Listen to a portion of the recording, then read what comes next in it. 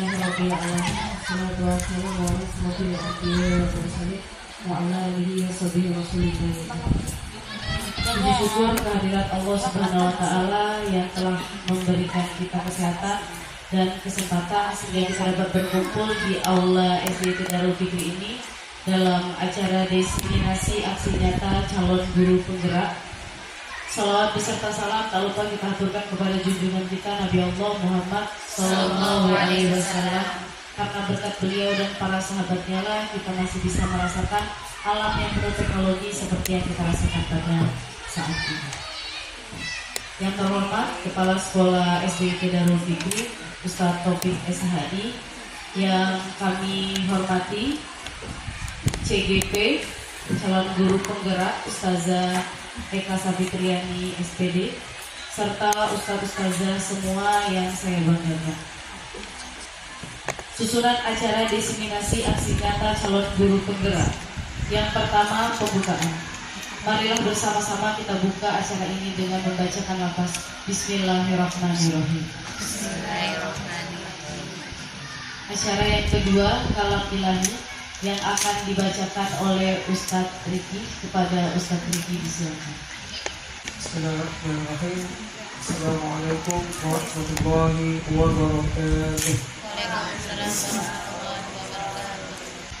A'udzu billahi minasy syaithanir rajim.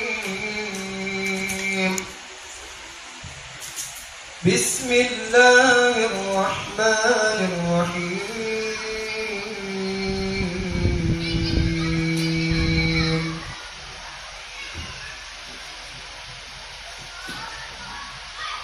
تبارك الذي بيده الملك وهو على كل شيء قدير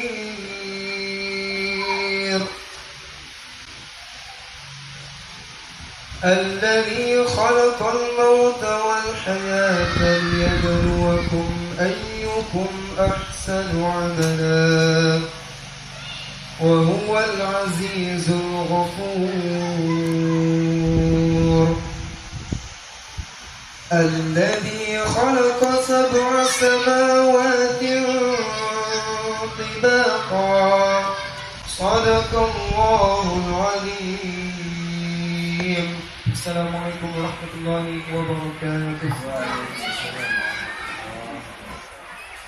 Acara yang ketiga, kata sambutan yang akan disampaikan oleh Kepala Sekolah SDIT Darul Fikri. Kepada Ustadz Taufik SHI disilakan.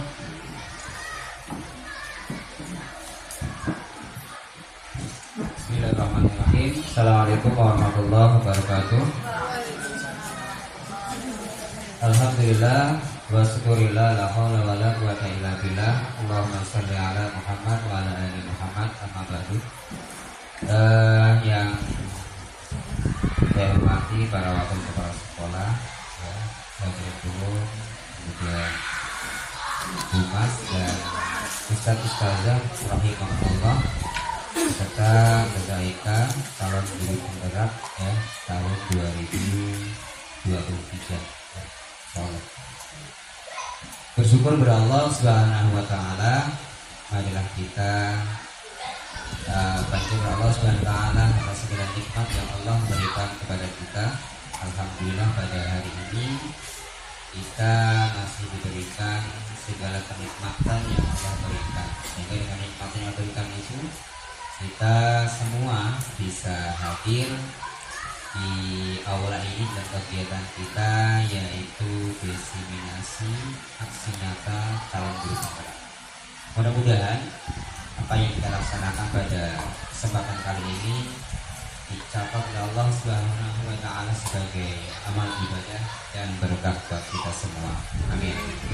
Kemudian salat dan salam mari kita sanjungkan kepada suri tauladan kita, qudwah hasanah kita, yaitu Nabi besar Muhammad sallallahu alaihi wasallam.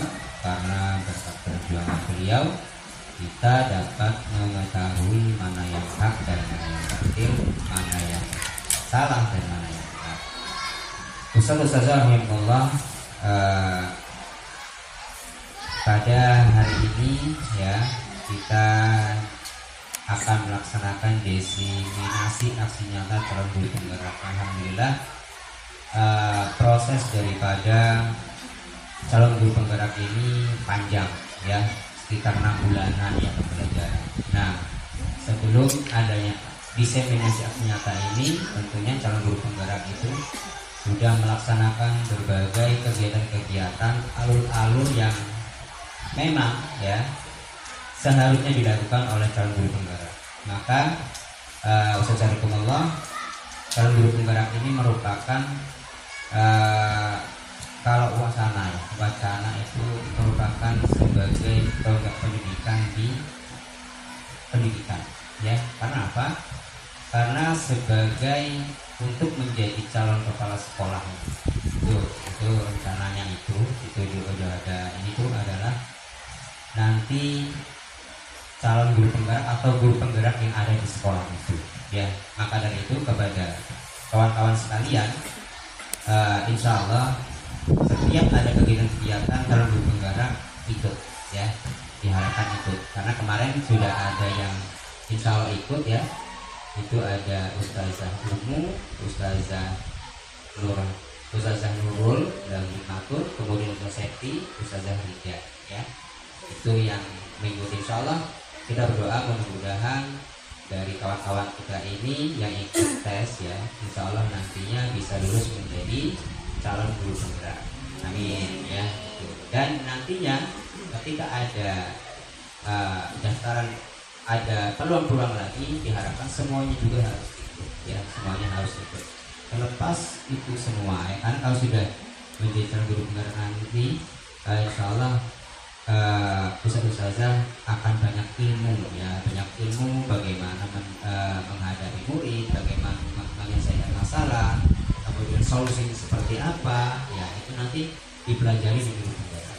Maka dari itu Allah pada destinasi aksi nyata pada hari ini calon guru penggerak yang alhamdulillah itu di SDIT ada Ustazah Eka. Demikian yang dapat saya sampaikan, lebih kurang saya mohon maaf. Saya ini juga memulai akhir. Assalamualaikum warahmatullahi wabarakatuh.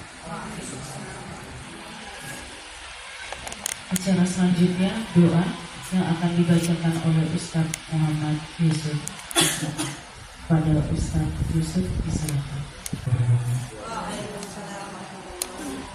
Baik Ustaz-Ustazah, untuk lebih berkah acara kita pada pagi hari, mari kita membaca pada Allah SWT dengan bersama-sama kita baca doa kita.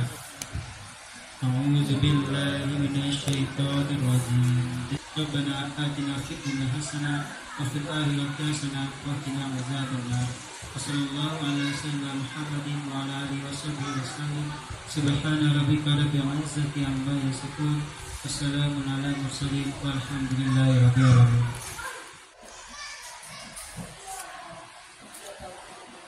Acara selanjutnya pemaparan modul 1.4 tentang budaya positif oleh calon guru penggerak.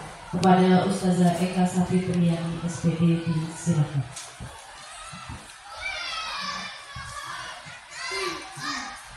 Izin berdiri Ustazah.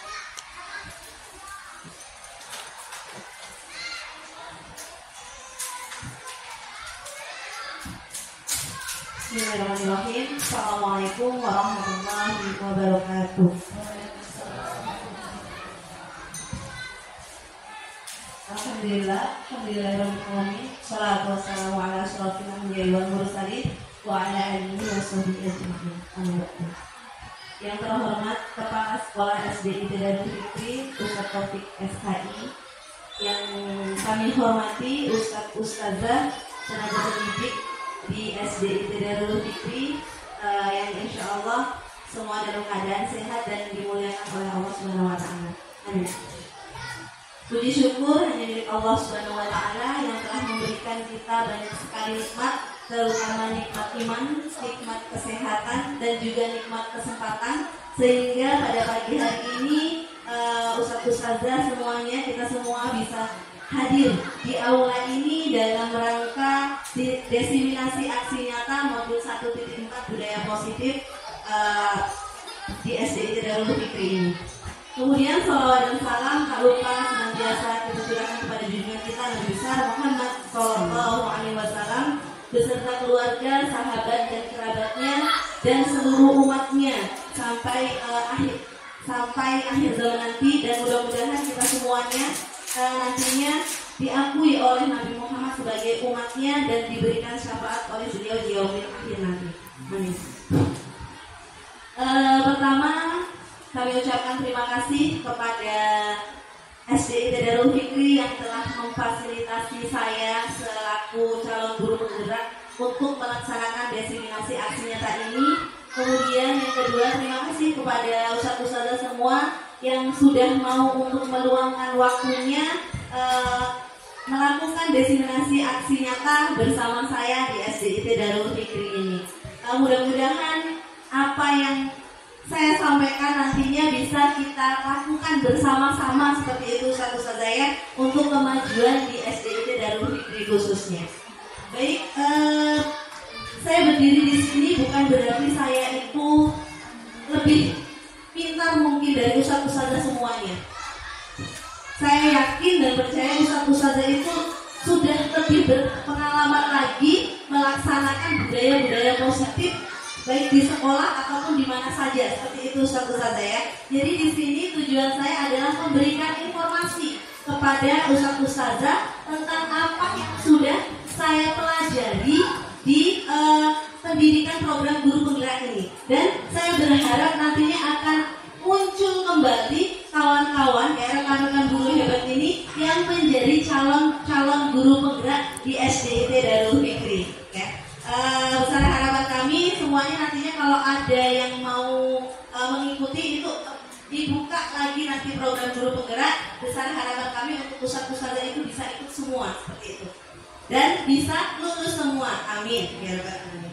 Baik, pada kesempatan hari ini ada beberapa yang ingin saya paparkan seperti itu saudara. Jadi konsep utama budaya positif yang akan saya paparkan yang pertama adalah tentang perubahan paradigma belajar. Kemudian yang kedua disiplin positif. Yang ketiga kebutuhan hidup manusia. Yang keempat motivasi perilaku manusia. Yang kelima posisi kontrol restitusi. Yang keenam keyakinan kelas. Dan yang ketujuh segitiga restitusi. Baik, tanpa memperpanjang waktu, langsung saja ustadz-ustadzah. Yang pertama adalah pembelajaran dengan paradigma baru. Bagaimana pembelajaran dengan paradigma baru tersebut? Pembelajaran dengan paradigma baru dirancang berdasarkan prinsip pembelajaran yang berdiferensiasi sehingga setiap siswa belajar sesuai dengan kebutuhan dari tahap perkembangannya untuk mewujudkan profil pelajar Pancasila. Jadi sebagai seorang guru, di sini kita dituntut ustadz-ustadzah untuk selalu menuntun anak tersebut, ya, untuk menuntut kodrat anak untuk memperoleh kebahagiaan yang setinggi-tingginya. Jadi kita dituntut untuk menjadi seorang guru yang selalu berinovasi, kemudian selalu memberikan hal-hal yang baru untuk proses pembelajaran anak-anak kita tersebut. Jadi mungkin kita semuanya guru udah agak lama ya ustadz-ustadzah ya, insya Allah. Jadi sudah banyak pengalamannya. Mungkin kita tahu dalam satu kelas itu bermacam-macam karakter anak. Dan setiap anak itu tidak sama kebutuhan belajarnya. Benar ustadz-ustadzah? Jadi ada yang pengen belajarnya itu sambil bermain, ada mungkin yang harus fokus, kemudian ada yang mungkin dengan cara berkelompok dan yang lain sebagainya, seperti itu. Nah, sebagai seorang guru kita dituntut untuk bisa memenuhi kebutuhan anak tersebut. Caranya bagaimana? Insya Allah kita semuanya tahu bagaimana caranya, dan kita tahu karakter anak kita yang ada di kelas tersebut. Jadi kita tidak bisa memperlakukan proses pembelajaran anak itu dengan sama. Jadi kita nggak boleh, misalnya anak itu ketika kita belajar kemudian dia sibuk apa, misalnya kayak gitu. Kemudian kita sibuk marah juga sama dia. Jadi cukup mungkin kita tegur saja, mungkin itu cara belajar dia ustadz-ustadzah. Jadi kita tidak bisa juga memaksakan, oh harus seperti ini. Dan semaksimal mungkin kita harus bisa memberikan pembelajaran itu yang berpusat pada anak. Selama ini tidak mungkin bukan ustadz-ustadzah. Saya pribadi juga seperti itu. berpusat kepada saya, berpusat kepada guru, seperti itu. Sehingga terkesan pembelajaran menurut anak itu membosankan. Benar seperti itu satu saja. Ya, seperti itu ya. Baik, selanjutnya adalah tentang disiplin positif. Nah, disiplin. Ada mungkin yang ingin memberikan argumennya tentang apa itu disiplin satu saja, mungkin berdasarkan pengalamannya. Ada satu saja? Silakan. Apa sih menurut Ustaz-Ustazah disiplin itu? Ada Ustaz-Ustazah? Sesuai dengan aturan yang ada, harus menjalankan sesuai dengan aturan yang sudah berlaku. Baik, disiplin itu sering kita kaitkan dengan aturan seperti itu Ustazah ya. Baik, beri tepuk tangan dulu untuk Ustazah Ubu. Iya. Nah, iya, betul. Disiplin itu sering kita kaitkan dengan tata tertib, teratur, kepatuhan pada peraturan, dan sering dihubungkan dengan hukuman. Betul atau tidak Ustazah? Kalau anak itu misalnya adalah seorang anak yang telat masuk kelas atau terlambat masuk ke sekolah kita, kemudian apa yang kita lakukan? Menghukumnya. Karena dengan jadi dia melanggar peraturan. Betul seperti itu Ustazah? Iya. Baik, saya lanjutkan kembali. Nah, dalam budaya kita, makna disiplin dimaknai sebagai sesuatu yang dilakukan seseorang pada orang lain untuk mendapatkan kepatuhan. Kita cenderung menghubungkan kata disiplin dengan ketidaknyamanan. Sekarang saya pengen tanya nih sama Ustazah. Kita pernah sekolah dulu tidak Ustazah? Pernah dihukum nggak Ustazah? Pernah ya? Bagaimana rasanya dihukum? Tidak enak ya? Tidak enak rasanya dihukum. Jadi kita merasa tidak nyaman dengan dihukum tersebut. Sama halnya dengan anak-anak kita pastinya Ustazah. Ketika kita langsung menghukumnya, saya yakin anak-anak tersebut akan merasa tidak nyaman. Kita lanjut Ustazah. Nah, yang dibahas di sini adalah disiplin positif. Apa itu disiplin positif? Disiplin positif itu merupakan cara menerapkan disiplin yang bertujuan menumbuhkan kesadaran anak untuk melakukan sesuatu tanpa sogokan, ancaman, maupun hukuman. Jadi kalau bisa anak itu melakukan disiplin tanpa ada embel-embel di belakangnya, seperti itu, karena sogokan, ancaman, ataupun hukuman. Nah, sebagai seorang pendidik, kita dituntut untuk menciptakan peserta didik yang menerapkan disiplin diri sehingga mereka dapat berperilaku sesuai dengan kebajikan universal dan diharapkan mereka mempunyai motivasi intrinsik bukan ekstrinsik. Sebagai seorang guru kita dituntut untuk menciptakan peserta didik yang menerapkan disiplin diri, tapi disiplin dirinya itu kalau bisa muncul dari hati mereka sendiri, muncul dari dalam diri anak-anak tersebut, bukan karena embel-embel sokokan, kemudian hukuman itu tadi, karena dia melakukan segala sesuatu karena sesuatu yang lain, seperti itu Ustazah. Jadi yang kita mau anak-anak itu melakukan disiplin positif sesuai dengan apa yang mereka yakini, sesuai dengan kemauan dia sendiri, bukan kemauan orang lain. Itu maksudnya Ustazah. Nah, kebajikan universal yaitu nilai kebajikan. Nilai kebajikan adalah sifat positif manusia yang merupakan tujuan mulia yang ingin dicapai setiap individu. Selanjutnya, nilai tersebut harus bersifat universal atau yang umum dan lintas bahasa, suku bangsa, agama maupun latar belakang. Nah, dan setiap perilaku atau perbuatan itu memiliki suatu tujuan, betul atau tidak? Pasti ada tujuan yang ingin kita capai. Nah, nilai kebajikan universal itu contohnya seperti apa? Yang sering dilakukan orang, yang sudah umum, seperti contohnya keadilan, tanggung jawab, kejujuran, rasa bersyukur, lurus hati, dan lain-lain sebagainya. Percaya diri, kesabaran, dan juga lain-lainnya. Itu adalah contoh nilai-nilai kebajikan universal atau yang sudah umum kita lakukan seperti itu. Nilai-nilai kebajikan yang ingin dicapai oleh setiap anak Indonesia itu sering kita sebut dengan profil pelajar Pancasila. Nah, Ustazah mungkin yang sudah menerapkan kurban, khususnya Ustazah guru kelas 1 dan kelas 4 sudah mengenal apa itu profil pelajar Pancasila. Ada beberapa bunyi profil pelajar Pancasila. Mungkin ada Ustazah Ustazah yang bisa menyebutkan? Ustazah? Ini? Ustazah Nur? Yang pertama? Apa Ustazah? Ya. Beriman dan bertakwa kepada Tuhan Yang Maha Esa dan berakhlak mulia. Mungkin yang kedua, Ustazah?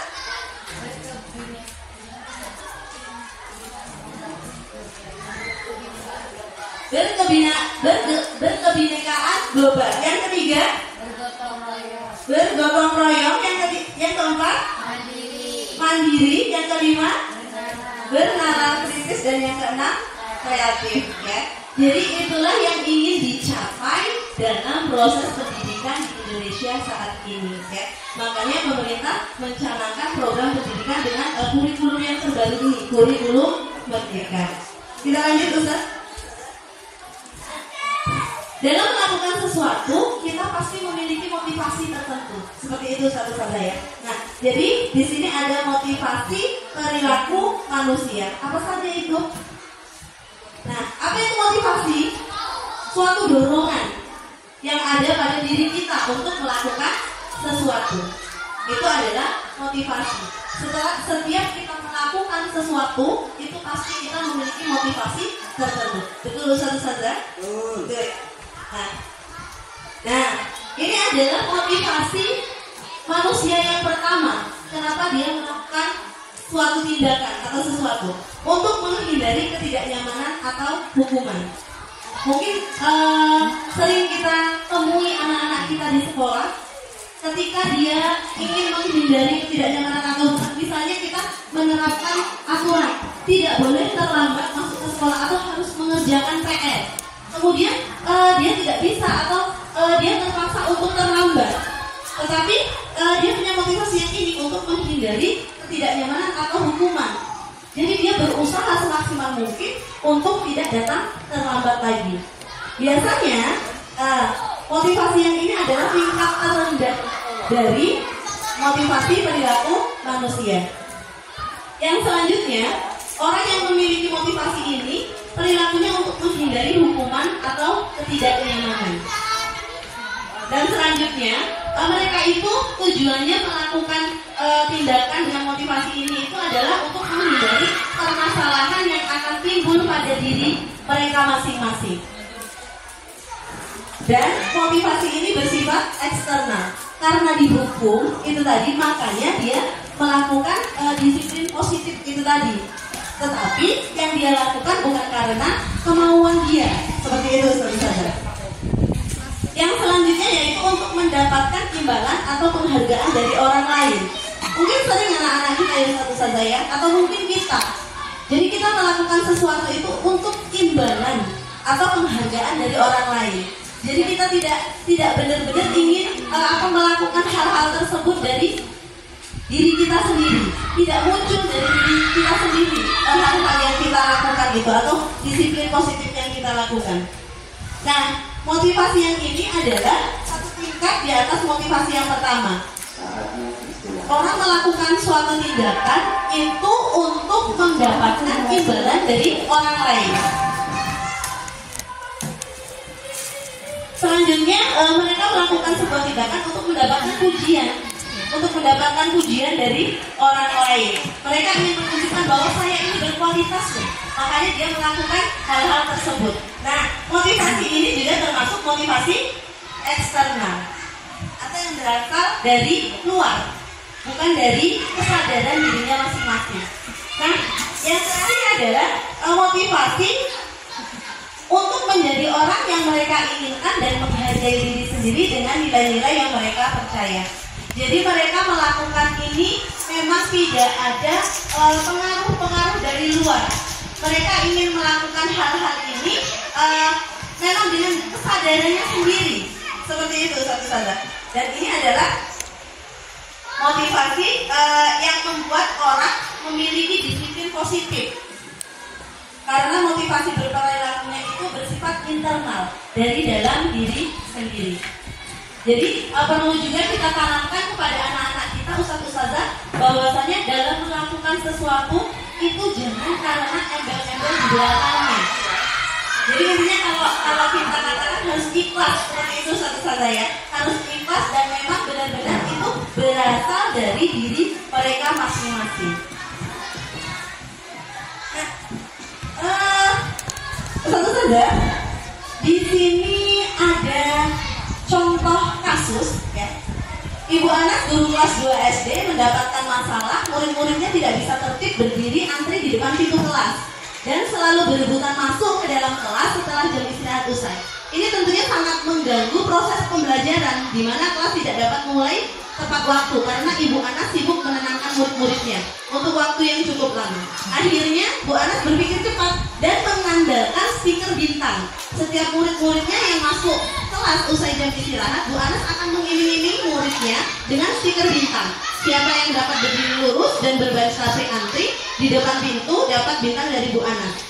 Nah kemudian dari hal ini sebagian besar murid-muridnya menyambut tantangan tersebut dan langsung berdiri rapi di depan pintu agar mendapatkan stiker bintang. Hal ini terus dilakukan Bu Anas selama beberapa minggu karena cukup berhasil membuat murid-muridnya berdiri rapi antri di pintu kelas. Sampai suatu saat Bu Anas sakit dan terpaksa digantikan Pak Heru. Pak Heru tidak mengetahui tentang stiker bintang dan benar saja pada saat mau masuk ke kelas usai jam istirahat, murid-murid kelas 2 kembali berebutan masuk kelas. Apa yang terjadi kira-kira? Mengapa? Nah, kita jawab Ustazah. Nah, berdasarkan teori motivasi yang sudah saya paparkan tadi, kira-kira apa motivasi murid-murid kelas 2 untuk bersedia berdiri antri sebelum masuk kelas? Mungkin ada Ustazah yang ingin memaparkan? Oke, silakan Ustazah.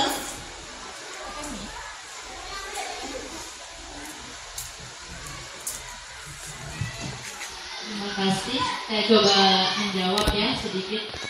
Siswa kelas 2 berbaris rapi sebelum masuk kelas karena mendapatkan iming-iming atau embel-embel yaitu stiker bintang. Kalau dikaitkan dengan teori motivasi, termasuk ke dalam motivasi eksternal atau motivasi dari luar. Tapi motivasi tersebut belum menumbuhkan motivasi atau budaya positif dari diri mereka sendiri. Jadi ketika stiker bintang itu tidak diberikan atau tidak ada, siswa akan kembali pada kebiasaan yang sebelumnya. Mungkin itu saja. Baik. Terima kasih kepada Ustazah Nur ya. Kita beri untuk Ustazah Nur, Ustazah ya. Nah, ya, kemudian yang kedua, mungkin sebelum kita tanggapi apa yang disampaikan oleh Ustazah Nur, yang kedua, adakah cara lain agar murid-murid kelas 2 bersedia antri di depan kelas tanpa diberi penghargaan stiker bintang? Ada mungkin dari Ustazah yang ingin memaparkan kembali? Ada nggak kira-kira cara lain? Ya, benar apa yang disampaikan Ustazah Nur tadi ya, kawan-kawan, Ustazah, bahwasanya anak-anak tersebut tadi mau berbaris antri di depan kelas karena mendapatkan stiker bintang, artinya mendapatkan penghargaan. Motivasi yang tumbuh dalam diri anak tersebut adalah karena ingin mendapatkan hadiah atau ingin mendapatkan reward dari gurunya seperti itu. Nah, apa cara yang lainnya supaya murid-murid tersebut itu bersedia antri tetapi bukan karena iming-iming itu tadi Ustazah? Kira-kira? Dengan menumbuhkan disiplin diri. Oke, terima kasih. Terima kasih Ustazah Nancy. Kita berikan aplaus untuk Ustazah Nancy ya. Jadi betul ya, dengan menumbuhkan disiplin diri terhadap anak tersebut. Kita lanjut Ustazah. Nah, teori yang tadi yang tumbuh pada anak-anak itu tadi adalah teori motivasi untuk mendapatkan imbalan dari orang lain. Ini tadi satu-satu ya, dengan memberikan edukasi atau pembelajaran tentang budaya antri dan pembuatan keyakinan kelas mungkin tentang budaya antri sebelum masuk kelas dan juga seperti yang disampaikan Ustazah Mercy tadi, menumbuhkan disiplin positif pada diri anak tersebut. Gitu ya Ustazah. Selanjutnya yaitu kita masuk ke pembahasan yang tadi yaitu kebutuhan dasar manusia. Jadi setiap manusia itu pasti memiliki kebutuhan. Betul Ustazah? Iya ya, kita punya kebutuhan masing-masing. Apa saja kebutuhan hidup manusia itu? Yang pertama adalah kebutuhan bertahan hidup. Apa itu kebutuhan bertahan hidup? Yaitu kebutuhan seperti rumah, pakaian, dan makanan.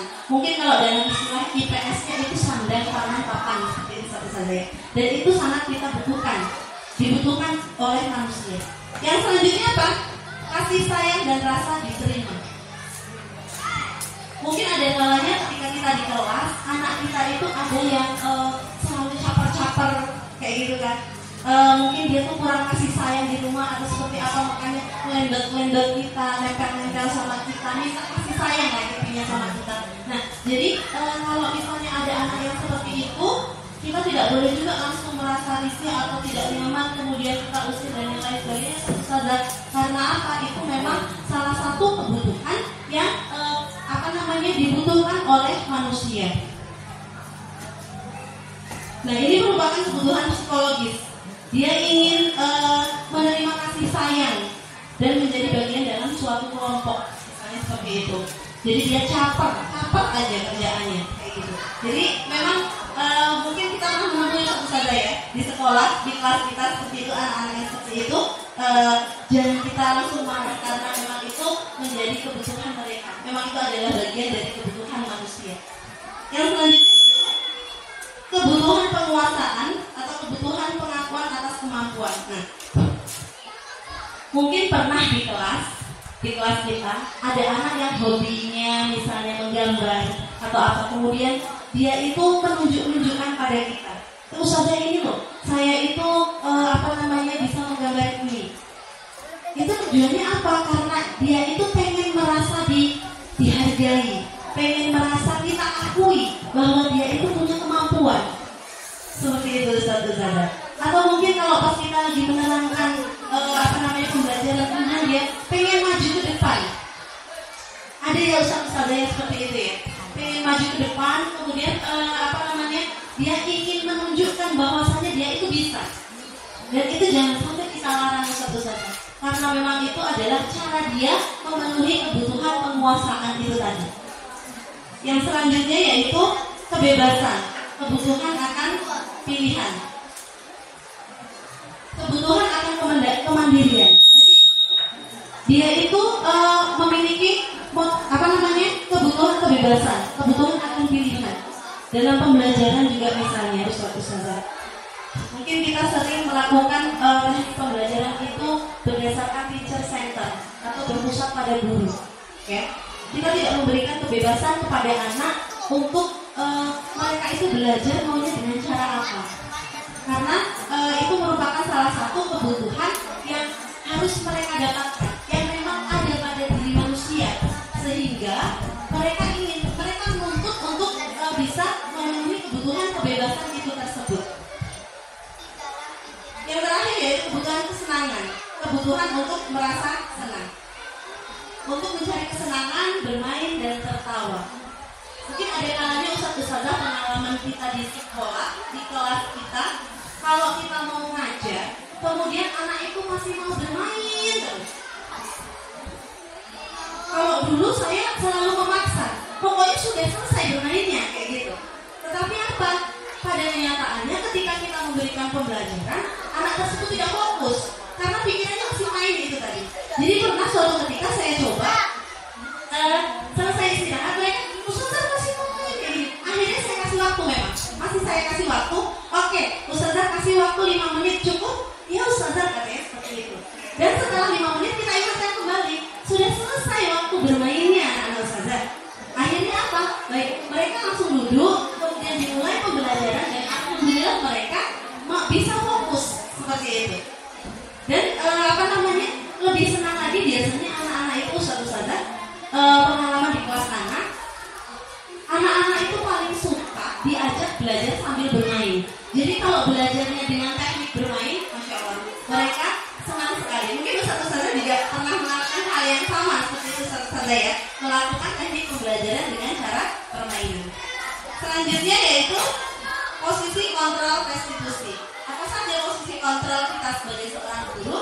Yang pertama sebagai penghukum, membuat rasa bersalah, teman, pemantau, dan juga manajer.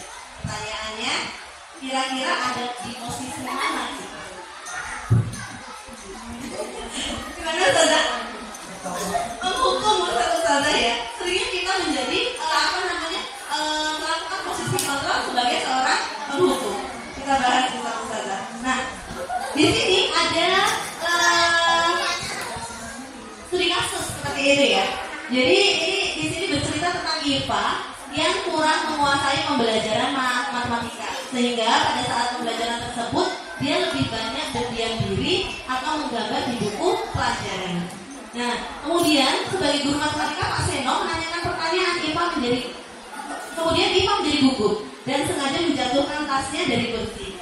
Tiba-tiba menjadi gagap pada saat berupaya menjawab. Teman-teman di kelasnya tertawa melihat perilaku IPA yang bicara tergagap dan terkejut tersebut. Pak Seno pada saat itu membiarkan teman-teman IPA menertawakan IPA yang tergagap dan malu luar biasa, dan malahan minta IPA untuk maju ke depan dan berdiri di depan kelas sambil menunjuk hidungnya karena tidak bisa menjawab pertanyaan Pak Seno. Kelas menjadi semakin gaduh dan anak-anak pun tertawa melihat IPA berdiri di depan kelas memegang ujung hidungnya. Pertanyaannya, apakah Anda setuju dengan tindakan Pak Seno terhadap IPA? Tidak. Jelaskan. Ada? Mungkin Ustazah? Silakan. Ada Ustazah? Setuju tidak kita dengan tindakan yang dilakukan oleh Pak Seno? Tidak Ustazah ya? Tidak setuju ya? Kenapa kira-kira?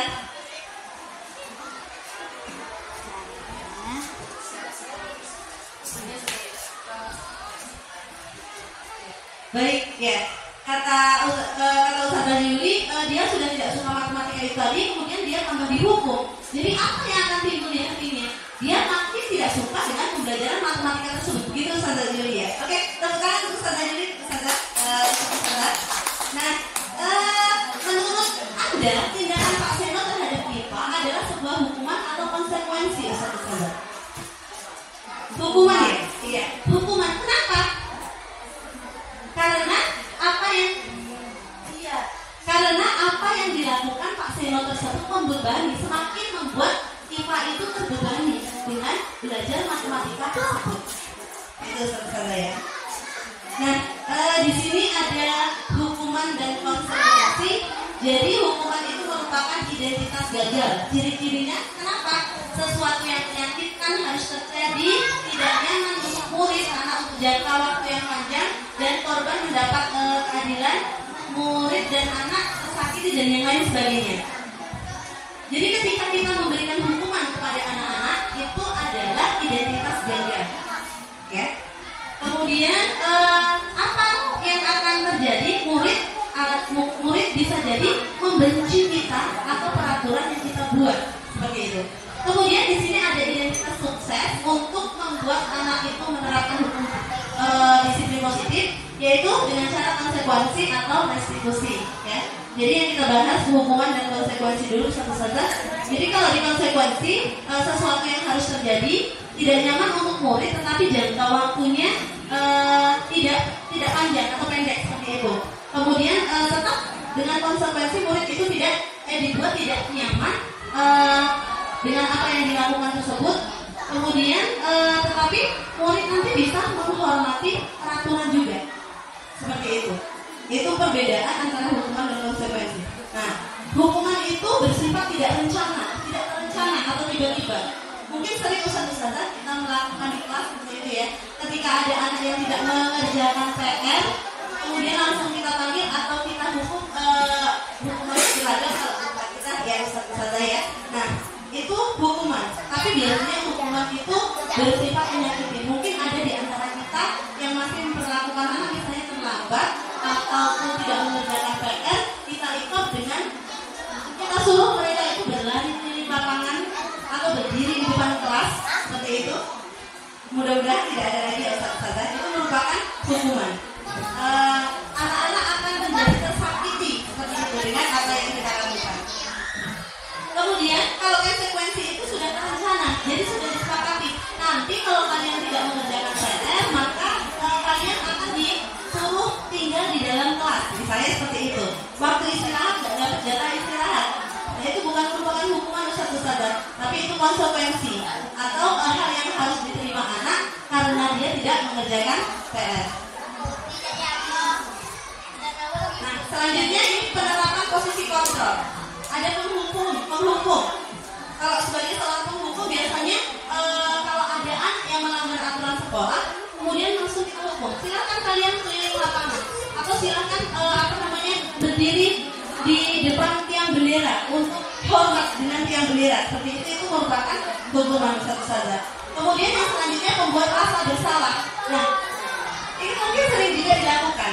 Saya pernah juga melakukan. Tolonglah, nah kamu itu masa nggak kerjain PR terus? Nanti Ustazah loh yang dimarah sama ibumu kalau kamu nggak bisa, terus nanti dipanggil kepala sekolah seperti itu. Memang lembut Ustazah, tetapi kita membuat anak itu merasa bersalah. Oh iya ya, Ustazah ini sudah sering bantu kita misalnya. Kemudian nanti harus dimarah sama orang tua kita karena kita tidak bisa pelajarannya atau tidak mengerjakan PR. Jadi anak itu merasa bersalah dengan apa yang kita lakukan. Selanjutnya yang ketiga yaitu sebagai teman. Nah, kalau teman ini lebih kita tuh lebih maklum gitu sama anak-anak. Misalnya dia terlambat, kamu terlambat hari ini, gitu. Ya udahlah untuk hari ini maafin kayak gitu. Jadi selalu maafin, tapi lain kali jangan lagi ya, nggak seperti itu. Jadi dengan seperti ini anak merasa diperlakukan spesial sama kita. Oh, Ustazah ini menganggap saya kayak sebagai teman. Besok kalau saya terlambat pasti dimaklumin lagi. Kalau terlambat pasti dimaklumin lagi. Seperti itu jadinya nanti. Selanjutnya yang keempat yaitu pemantau. Kita seolah-olah itu selalu memantau dia. Kemudian kita ingatkan mereka itu dengan peraturan-peraturan dan apa konsekuensi yang harus mereka terima ketika mereka melanggar peraturan tersebut. Selanjutnya sebagai seorang manajer. Nah, sebagai seorang manajer ini adalah salah satu posisi kontrol yang memang diharapkan tumbuh pada diri kita. Jadi kita tidak hanya menjas anak itu terlambat, kemudian kita memberi hukuman atau mengingatkan peraturan-peraturannya, tapi kita harus menggali kenapa mereka bisa terlambat, apa masalahnya, kemudian kita ingatkan dengan kesepakatan kelas yang sudah kita sepakati. Kemudian kita juga meminta anak itu berkomitmen apa yang akan mereka lakukan lagi sehingga dia tidak akan terlambat lagi. Seperti itu saudara. Ini adalah posisi kontrol yang diharapkan ada pada diri kita. Seperti itu.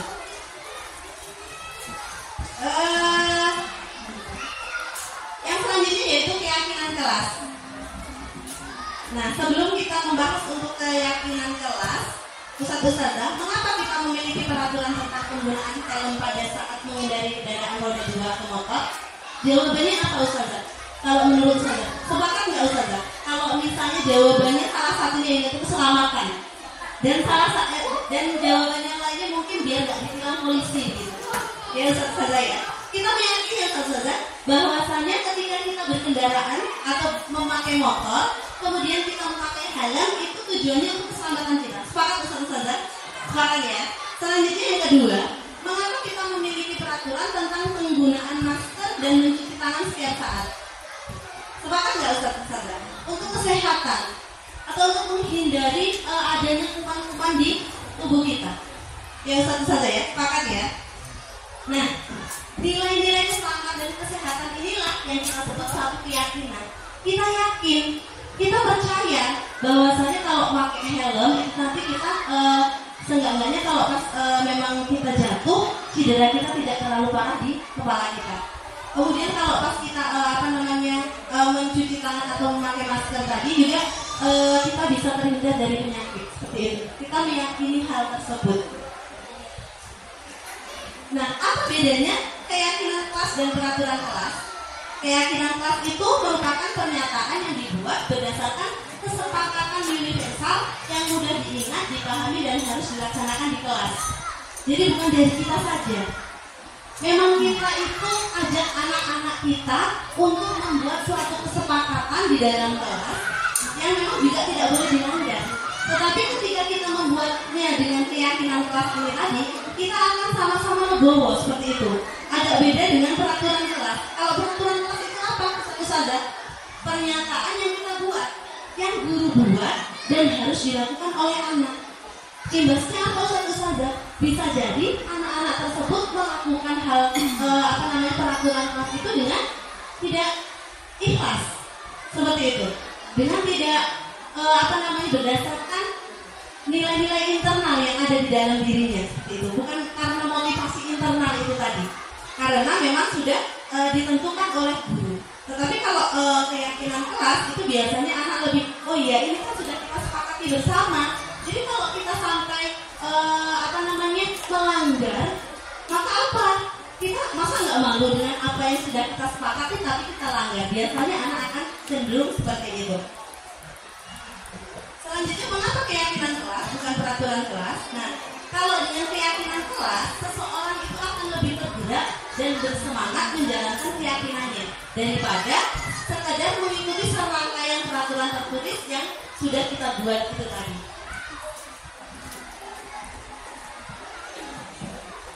Baik, yang selanjutnya adalah segitiga restitusi. Nah, dalam proses segitiga restitusi ini ada beberapa tindakan Ustazah. Yang pertama yaitu menstabilkan identitas. Kemudian ini tujuannya supaya anak itu merasa lebih tenang. Mungkin kita bisa mengucapkan beberapa kalimat ini atau mungkin kalimat-kalimat yang serupa Ustazah. Tidak ada ketika anak-anak melakukan kesalahan bisa kita menstabilkan identitasnya dengan tidak ada manusia yang sempurna, kayak gitu kan. Mungkin Ustazah juga pernah melakukan hal tersebut, kayak gitu kan. Kita bisa menyelesaikan ini atau Ustazah tidak ingin mencari siapa yang benar, siapa yang salah, seperti itu kan, terhadap permasalahan ini, tapi kita bisa menemukan solusi dari permasalahan ini, misalnya seperti itu. Kemudian yang selanjutnya yaitu validasi tindakan yang salah. Nah, setiap tindakan yang kita lakukan itu pasti memiliki tujuan. Kalau kita mengetahui kebutuhan dasar tersebut, kita akan bisa menemukan cara-cara yang efektif untuk memenuhi kebutuhan tersebut. Tujuannya apa? Menggali sebab anak melakukan kesalahan tersebut. Mungkin kita bisa mengatakan, kamu pasti punya alasan melakukan hal ini, kayak gitu. Terus kamu bangga loh pada dirimu karena kamu itu melindungi sesuatu, seperti itu. Atau kamu boleh mempertahankan sikap itu, tapi kamu harus menambahkan sikap-sikap yang baru. Artinya kita tidak langsung menyalahkan anak tersebut terhadap kesalahan yang mereka lakukan itu tadi. Kita harus memvalidasi tindakan mereka tersebut. Kenapa sih kok dia itu melakukan kesalahan? Tidak mungkin ya Ustazah, kita itu atau anak-anak kita itu sengaja melakukan kesalahan. Tidak mungkin. Pasti ada sebabnya mereka melakukan kesalahan. Selanjutnya yaitu menanyakan keyakinan kelas. Nah, teori kontrol menyatakan bahwa kita pada dasarnya termotivasi secara internal ketika identitas sukses telah tercapai dan tingkah laku yang salah telah divalidasi, maka anak akan siap untuk dihubungkan dengan nilai-nilai yang dia percaya dan mereka akan berubah menjadi orang yang diinginkan, seperti itu. Nah, kita bisa mengucapkan yang ini. Apa yang kita percaya sebagai kelas atau keluarga, atau mungkin kesepakatan kelas apa yang sudah kalian langgar? Kita ingatkan seperti itu, Ustazah. Setelah tadi kita sudah memvalidasi tindakan, menstabilkan identitas tadi ya, kemudian memvalidasi tindakan, kita bisa mengaitkan dengan keyakinan kelas. Misalnya dia terlambat tadi, kemudian kita tanyakan, ya, kenapa kok dia itu terlambat? Sebelumnya kita ingatkan juga, jangan langsung kita salahin kayak gitu nih, jangan langsung kita salahkan. Kita tanya-tanya dulu dia, jangan langsung, ini terlambat terus seperti itu. Jangan sampai kita seperti itu. Nah, di dalam restitusi tidak menyarankan guru berbicara kepada murid bahwa melanggar aturan adalah sikap yang baik. Tapi dalam restitusi guru harus memahami alasannya dan paham bahwa setiap orang pasti akan melakukan yang terbaik di waktu tertentu. Oke, Terima kasih. Mungkin itu satu saja pemaparan dari Ana tentang budaya positif modul titik 4. Selanjutnya terima kasih untuk partisipasinya, kemudian waktunya hadir dengan saya dalam diseminasi aksi nyata modul 1.4 ini. Selanjutnya saya tutup dulu. Assalamualaikum warahmatullahi wabarakatuh, dan saya kembalikan kepada moderator. Terima kasih Ustazah Eka atas penyampaian di modul 1.4 tentang budaya positif. Ada beberapa poin yang sudah disampaikan Ustazah Eka tadi. Selanjutnya kita masuk ke acara diskusi tanya jawab. Itu nanti akan kita buat jadi 2 sesi. Sesi pertama ini kami buka untuk 2 pertanyaan. Jadi bagi Ustazah yang ingin bertanya di sesi pertama ini, kita buka 2 pertanyaan. Kemudian kita jawab dulu, baru nanti kita buka sesi kedua. Bagi Ustazah yang ingin bertanya, dari pemaparan Ustazah Eka tadi, mulai dari perubahan paradigma belajar, kemudian disiplin positif, kebijakan universal, motivasi perilaku manusia, kebutuhan dasar manusia, posisi kontrol restitusi, keyakinan kelas, menstabilkan identitas, dan validasi tindakan yang salah. Ada beberapa poin yang disampaikan Ustazah Eka tadi. Jika ada Ustazah yang bertanya, Ustazah Nelly, boleh. Terima kasih. Assalamualaikum warahmatullahi wabarakatuh. Tadi ada penyampaian tentang motivasi kemudian perilaku budaya. Jadi saya ingin nanya, di kelas saya itu ada 12 Nge-2C.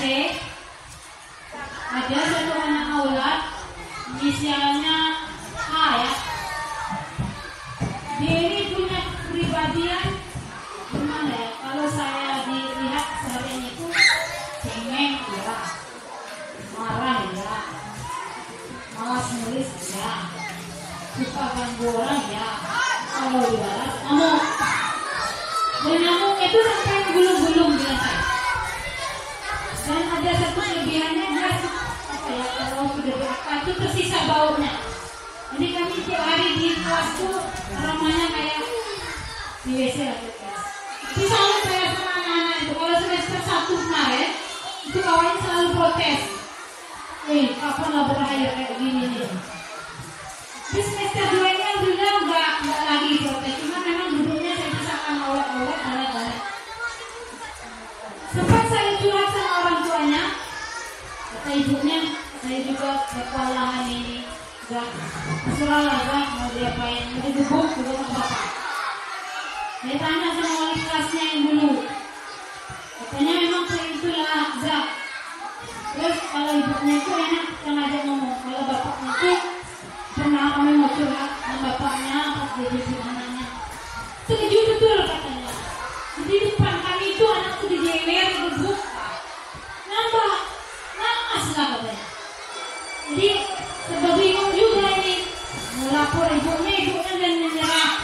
Nanya di rumah ada istilahnya tuh dileskan, kemudian yang masalah baunya tadi itu juga berapa kali, misalnya bau sakit. Ya dari kalau dia bau sakit itu kan sebelum suhu kami suruh ganti. Kalau suruh pakai pempes nggak mau. Jadi kalau kita lapor biasanya, terus kalau kita biarin di kelas beberapa kali ya saya cuekin gitu. Kawan-kawannya nggak tahan ini, jangan nambah ibu sama nenek nangis. Jadi apalah solusinya lah. Terima kasih Mbak.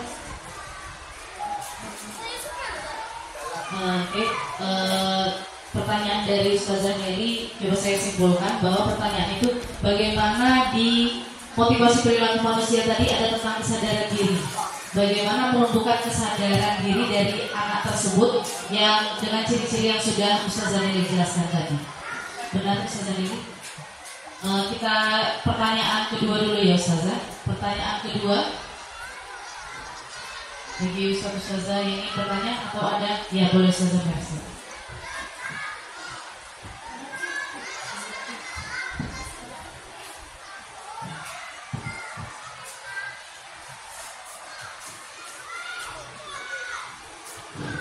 Assalamualaikum warahmatullahi wabarakatuh. Oke, di sini tadi ada pembelajaran dengan paradigma baru ya Ustaz. Di sana katanya kita disuruh memberikan pembelajaran diferensiasi, artinya berbeda-beda setiap perlakuan kepada anak. Nah, pertanyaan saya, bagaimana cara kita memberikan perlakuan yang berbeda terhadap anak, sedangkan anak kita di dalam kelas itu kan banyak. Kalau nanti kita terfokus dengan satu anak, bagaimana dengan anak yang lainnya? Waktu kita yang singkat dan takutnya yang lain juga terbengkalai. Dan selanjutnya, yang kedua, bagaimana kira-kira cara menumbuh disiplin diri pada anak Ustazah? Kadang kita sudah memberikan konsekuensi, tetapi dengan hukuman itu baru mereka jerah. Itu saja. Terima kasih. Oke, pertanyaan dari Ustazah Mercy ada dua. Yang pertama itu bagaimana kita mengatur waktu dengan jumlah anak yang banyak, dengan perlakuan yang berbeda-beda agar semua anak mendapatkan hal yang sama, seperti itu mungkin. Yang pertama Ustazah Mercy, dengan berbagai macam anak, bagaimana tips dan triknya. Kemudian yang kedua itu bagaimana cara menumbuhkan disiplin diri tanpa harus memberikan hukuman, karena selama ini dengan hukuman baru mereka jerah, seperti itu Ustazah Mercy. Ya mungkin langsung dijawab sama Ustazah Eka dari dua pertanyaan Ustazah Nelly dan Ustazah Mercy. Baik, terima kasih untuk Ustazah Nelly dan Ustazah Mercy yang sudah memberikan pertanyaan seperti itu ya. Nanti kalau misalnya ada yang kurang pas bisa kita diskusikan bersama seperti itu Ustazah ya. Baik, saya akan mencoba menjawab dulu apa yang ditanyakan oleh Ustazah Nelly ya. Bagaimana menumbuhkan kesadaran diri pada anak tersebut. Tadi sudah diceritakan panjang lebar Ustazah ya, bahwasanya anak tersebut itu dia tuh pemarah iya, kemudian pokoknya banyaklah ragam tingkahnya seperti itu tadi ya. Kemudian sudah disampaikan kepada orang tuanya, mereka menyerahkan kembali kepada kita. Nah, seperti yang sudah kita bahas tadi Ustazah ya, mungkin Ustazah mengingat bahwasanya setiap manusia itu memiliki kebutuhan dasar. Nah, kebutuhan dasar yang ada 5 tadi, mungkin ya Ustazah ya, yang pertama kebutuhan bertahan hidup dan yang lain sebagainya tadi. Jadi anak tersebut itu mungkin Ustazah di rumah itu mungkin kurang apa kayak gitu kan. Jadi dia itu berlaku di sekolah seperti yang Ustazah ceritakan tadi. Nah, jadi bagaimana cara kita untuk itu? Kita gali dulu Ustazah. Kalau menurut anak ya Ustazah ya, kita gali dulu kira-kira kebutuhan mana yang mau dia penuhi dengan dia berbuat yang di sekolah itu tadi, seperti itu. Jadi apakah dia itu butuh kasih sayang, atau dia itu butuh pengakuan seperti itu kan? Jadi memang sebagai orang tua dan guru kita dituntut untuk paham akan kebutuhan anak tersebut, sehingga nantinya bisa kita gali apa sih permasalahannya, kok anak ini seperti ini terus kayak gitu. Jadi kita diskusikan sama orang tuanya sudah. Kemudian kalau cerita sama bapaknya malah seperti itu Ustazah ya. Jadi kita bingung juga apa yang harus saya lakukan. Mungkin seperti itu ya Ustazah ya. Kalau saya di posisi Ustazah ini juga seperti itu. Jadi kalau berdasarkan apa yang saya pelajari gitu Ustazah ya, pada modul 1.4 budaya positif ini menumbuhkan budaya positif terhadap anak ini tadi, yaitu tadi kita mencoba gali apa sih kebutuhan dasar anak ini yang belum terpenuhi. Jadi kita lihat dulu, setelah itu baru nanti kita bisa menentukan tindakan. Bisa kita lakukan dengan cara restitusi tadi Ustazah ya. Jadi dia melakukan hal seperti itu, pastinya dia itu punya alasan seperti itu. Apa sih alasan dia kayak gitu tuh? Mungkin dia caper itu tadi, karena dia di rumah kurang kasih sayang, kurang diperhatikan, atau kurang mendapat pengakuan seperti itu Ustazah ya. Nah, mungkin itu Ustazah Nelly ya. Nanti kalau misalnya memang kurang puas dan kawan-kawan ada yang bisa menambahkan lagi, nanti boleh dipersilakan. Itu Ustazah Nelly ya, terima kasih. Selanjutnya yang kedua Ustazah Mercy tentang diferensiasi pembelajaran tadi saya, pembelajaran yang beragam. Kemudian bagaimana cara menumbuhkan disiplin diri tanpa hukuman itu tadi. Jadi Ustazah, diferensiasi belajar itu bukan artinya anak ini dengan cara harus kita yang mengeluh, harus dengan cara ini. Kita sibuk nanti kalau seperti itu Ustazah. Jadi memang kita memberikan pembelajaran di awal, kemudian kita itu memberikan kebebasan kepada anak tersebut untuk belajar dengan caranya seperti itu. Jadi bukan kita yang kamu harus pakai diskusi, kamu harus pakai ini, tidak seperti itu. Jadi misalnya anak itu bisa menyimak pembelajaran kita mungkin sambil tidak memperhatikan kita atau apa, ya udah kayak gitu. Maksudnya berdiferensiasi yang kata Ustazah nanti harus ini perlakuan anak yang ini dengan cara ini seperti itu tadi ya Ustazah ya. Maksudnya kita ganti-ganti aja kayak gitu. Misalnya sekarang kita buat pembelajaran dengan permainan, kemudian besok kita mau dengan metode PowerPoint atau yang lainnya seperti itu. Jadi tidak monoton itu pembelajaran itu berpusat di kita, bukan berpusat di guru. Jadi kita yang jadi jadi objeknya, kita juga yang jadi subjeknya seperti itu ya Ustazah ya. Jadi bukan berpusat pada kita, tetapi semaksimal mungkin kalau bisa kita membuat pembelajaran itu berpusat kepada anak, sehingga anak tersebut tidak bosan dalam belajar. Misalnya bisa kita selingi dengan permainan atau belajar sambil bermain atau dengan menyanyi dan yang lain sebagainya itu tadi Ustazah. Kemudian cara menumbuhkan disiplin positifnya bagaimana? Ya itu tadi Ustazah tadi sudah itu ya, menjawab katanya dengan menumbuhkan budaya positif ya. Jadi kita kenalkan, kita berikan kesempatan kepada anak untuk ikut terlibat dalam keyakinan kelas itu tadi Ustazah. Jadi kita buat bersama anak-anak keyakinan kelas yang kita sepakati bersama. Jadi ketika sudah ada kesepakatan kelas yang kita sepakati, insya Allah anak itu akan merasa itu tadi lebih termotivasi untuk tidak melakukan hal-hal yang melanggar peraturan di kelas tersebut. Kayak gitu. Kalau bisa nanti kita lakukan, kita buat keyakinan kelas. Jadi bukan hanya kita yang memberikan peraturan, tidak boleh terlambat, tidak boleh menggunakan misalnya, atau harus memakai sepatu saat ke sekolah. Itu aturan yang kita berikan. Jadi kalau misalnya kita sepakati misalnya tentang ini bagaimana, kita serahkan kepada anak. Nah insya Allah nanti lama-lama akan tumbuh budaya positif yang sifatnya internal atau dari dalam diri anak kita. Itu tadi diharapkan seperti itu. Itu ya Ustazah ya. Mungkin itu Ustazah Mercy, Ustazah Leli. Saya kembalikan lagi ke moderator. Bagaimana Ustazah Leli, Ustazah Mercy, sudah cukup? Berarti yang tentang pembelajaran diferensiasi metode pembelajarannya bisa dilakukan. Bukan berarti hubungan kita sama anak ini dilakukan itu enggak. Iya, bukan bisa. Cukup Ustazah Mercy? Masih ada yang ingin bertanya? Kalau masih ada yang ingin bertanya, kita buka sesi kedua untuk 2 pertanyaan. Cukup? Sudah cukup? Oke. Terima kasih Ustazah semuanya. Terima kasih Ustazah Eka dari modul 1.4 yang sudah dijelaskan Ustazah Eka bersama kita. Alhamdulillah kita mendapatkan ilmu-ilmu baru, pembelajaran baru, bagaimana cara kita menumbuhkan disiplin positif sehingga bisa mewujudkan profil pelajar Pancasila seperti yang digaungkan oleh pemerintah saat ini. Mungkin hanya itu yang dapat disampaikan. Acara selanjutnya penutup.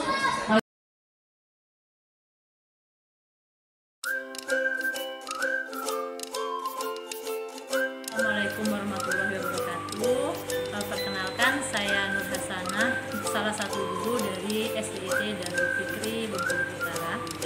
Di sini saya akan memberikan testimoni tentang diseminasi aksi nyata tentang budaya positif yang telah disampaikan oleh CGP dari sekolah saya, yaitu Ustazah Eka Safitriani. Setelah mengikuti diseminasi aksi nyata kemarin, saya dapat lebih mengetahui bahwa kita sebagai seorang guru harus dapat membimbing siswa kita itu tidak hanya sebagai pentransfer ilmu, harus melihat kodrat siswa tersebut dan memberikan pembelajaran yang mengutamakan siswa, sehingga akan muncul sistem pembelajaran yang berpihak kepada siswa dan memunculkan rasa bahagia pada siswa itu sendiri. Selain itu, yang saya dapatkan adalah akan muncul motivasi dari dalam diri siswa untuk melakukan budaya positif dalam mereka bertindak, dan budaya tersebut muncul dari dalam diri mereka sendiri tanpa diiming-imingi atau tanpa didorong oleh faktor eksternal dalam mereka melakukan hal-hal baik atau kedisiplinan, atau bisa juga disebut budaya positif. Terima kasih, mungkin itu saja yang dapat saya sampaikan. Saya akhiri. Wassalamualaikum warahmatullahi wabarakatuh. Assalamualaikum warahmatullahi wabarakatuh. Saya Umi Kusum, salah satu guru SDIP Darul Fikri. Saya ingin memberikan testimoni terkait budaya positif yang telah dipaparkan oleh Ustazah Ikhlas Fitriani. Dari diseminasi aksi nyata yang sudah dipaparkan, sebagai seorang guru saya menjadi lebih termotivasi untuk terus belajar menjadi guru yang lebih mengedepankan kebutuhan siswa sesuai dengan tahap perkembangannya. Dan siswa juga diharapkan memiliki motivasi internal agar menumbuhkan kesadaran dalam melakukan hal-hal yang positif. Selain itu, saya menjadi tahu bahwa seorang guru harus memiliki peran sebagai seorang manajer, sehingga tumbuhlah budaya positif pada diri siswa tersebut. Demikian testimoni yang dapat saya sampaikan. Saya akhiri. Wassalamualaikum warahmatullahi wabarakatuh.